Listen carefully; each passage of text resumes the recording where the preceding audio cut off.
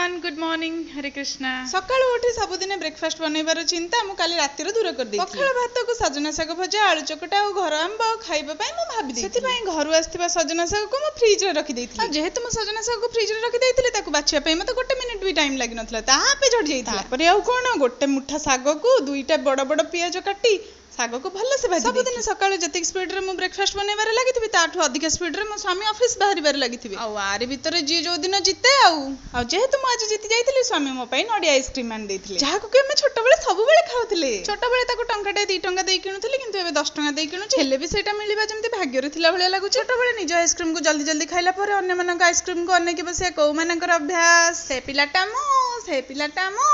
Nadia ice cream टा खाइला पर मन जेहेतु टिके खुशी हो जाइथिला पणस कठा बनैबार थिला हेले सेटा मो माटी हांडी रे करिवार योजना करागला हेले एटा तो हांडी नथिला कड़ाई रे करथिली हेले भी टेस्ट सेम ही आस्थिला पूरा यम्मी यम्मी।